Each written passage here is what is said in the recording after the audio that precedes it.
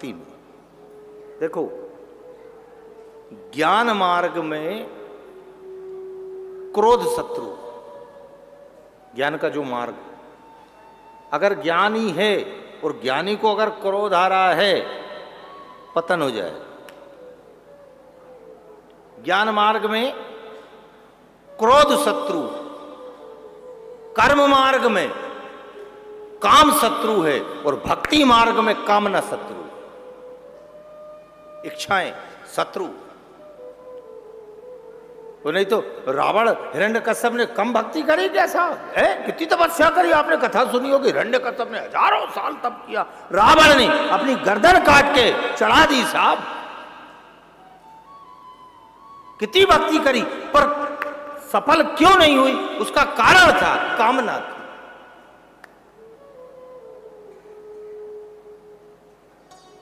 उसने रोक दिया। आपने देखा होगा कि नहीं, वो रेल में जंजीर लगी रहे, वो लिखा रहता है, वहां पर अपनी सीट पे बैठो तो वहां लिखा रहता है, गाड़ी खड़ी करने के लिए जंजीर खींचिए। अब दिखने में वह गाड़ी बड़ी दिखे कि जंजीर बड़ी दिखे? गाड़ी बड़ी है पर जंजीर छोटी सी, पर इतनी बड़ी रेल को रोक दिया कि नहीं रोक दिया? वो इतनी सी जंजीर ने काय को रोक दिया? रेल को रोक दिया। और हमारी कामनाओं ने प्रभु मिलन को रोक दिया।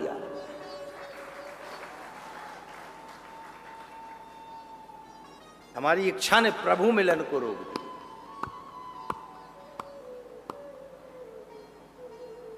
नहीं तो हरि को पाना अति सरल, वो तो तेरा चलना अकोड़ा।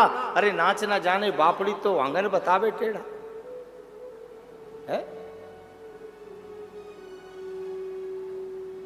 क्यों प्रभु मिलन नहीं हो पा रहा? उसका कारण है, कुछ है।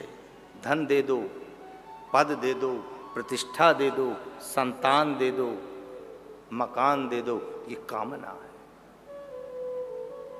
और ये जब तक नहीं हटेगी, निवेदन कर रहे साहब, सब व्यर्थ है। इसीलिए तो शुरू में आपसे कहा था, पूजा में और भक्ति में अंतर है। पूजा शरीर का विषय है पर भक्ति मन का विषय है। उसमें कोई कामना नहीं, भगत के मन में कोई कामना नहीं। सुदामा जी कामना लेके गए थे कि बिना कामना के गए थे द्वारकाधीश से मिलने? कामना थी ही नहीं कुछ। जब तो पत्नी ने कहा था, स्वामी जी तुम्हारे मित्र है द्वारकानाथ, मेरा मित्र है, चले जाओ। उस समय सुदामा ने अपनी पत्नी से कहा था, देवी खाली हाथ नहीं जाऊंगा। क्यों नहीं जाऊंगा? अगर खाली हाथ गया तो द्वारकानाथ सोचेगा मांगने आया है।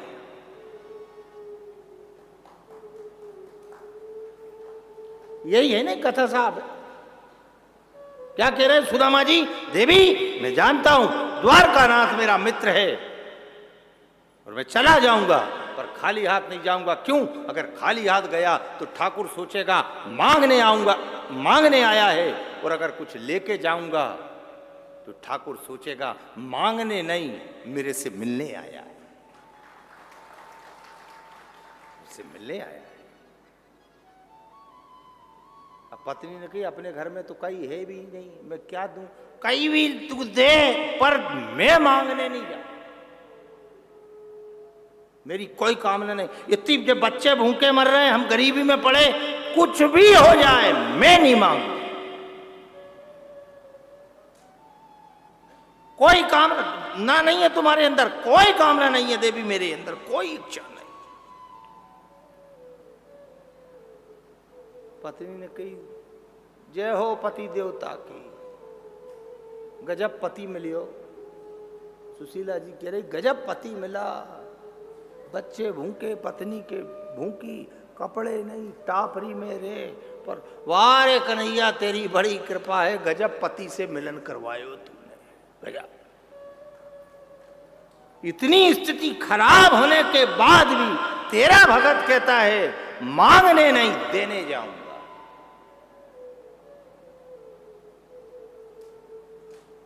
वहां भी गए सुदामा, आप कथा उठा के पढ़ना सुनना साहब, वहां भी ठाकुर से कुछ मांगा नहीं, जबकि भगवान ने बहुत प्रयास किया कि यो भलो आदमी कुछ मांग ले तो कर्जा उतरे। बहुत घुमा फिरा के चर्चा करी, और भैया सुदामा घर में क्या हाल है, भाभी कैसी? बहुत बढ़िया बच्चे, अरे चकाचक है गोविंद, तेरी कृपा से आनंद बरस रहा। जबकि भगवान के, अरे सुदामा मेरे से तो झूठ मत बोले, मैं दुनिया की जानू, तू मेरा मित्र है उसकी नहीं जानू।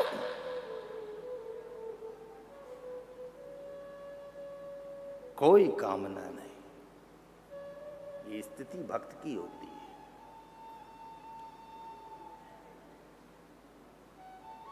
अब तक जो मांग लिया मांग लिया, और जो बुजुर्ग लोग बैठे उनसे हाथ जोड़ के निवेदन है, कर्तव्य कर्म पूरा हो गया होगा साहब। अब कहीं नहीं मांगना, आप जी नहीं कहना कि नाती को ब्याह हो जाए कि नातनी वो निपट जाए। अब तो ये सोचो कि अपने निपटने की टेम आ रही है। वे नाती नतरा तो निपट जाएंगे, पर अपने को भी निपटनो है।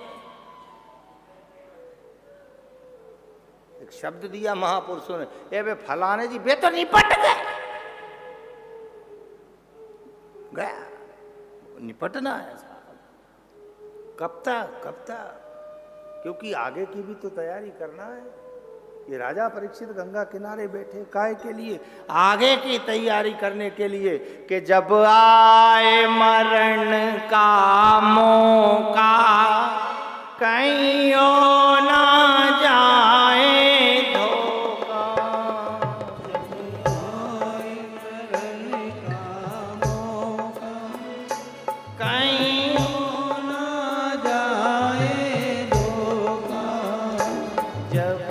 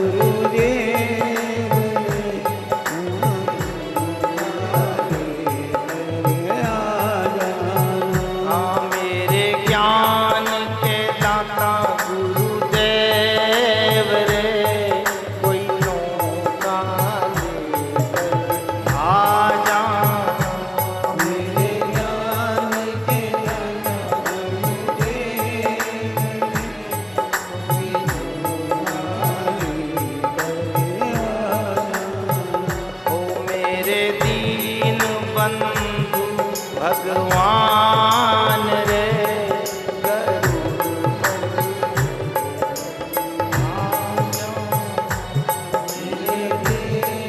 बंधु भगवान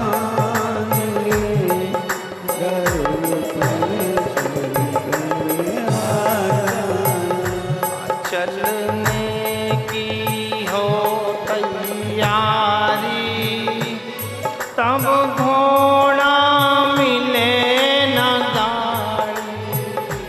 चलने की हो तैयारी तब घोड़ा मिले न गाड़ी। चलने की हो तब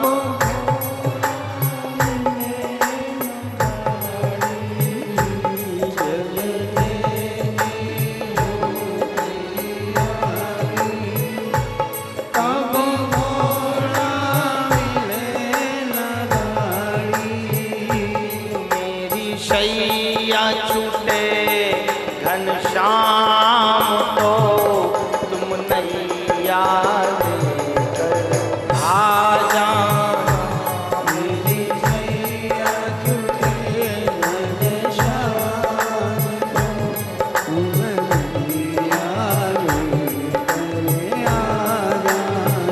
ओ मेरी शैया छूटे घनश्याम को तुम नैया लेकर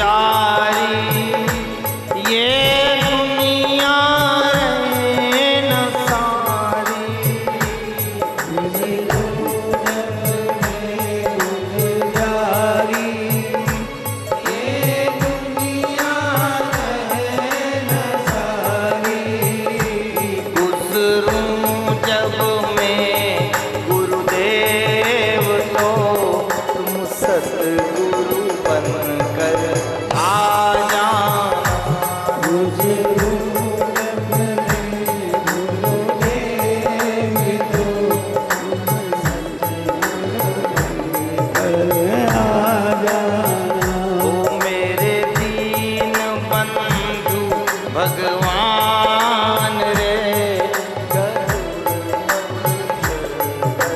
आ जाना।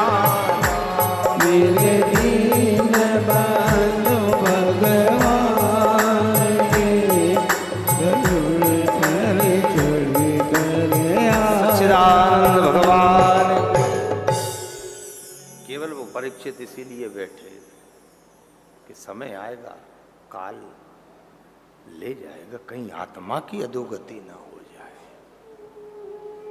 इसलिए समझो जितने बैठे साहब, बहुत मांग लिया, बहुत मांग लिया, मांग मांग के अपन थक गए।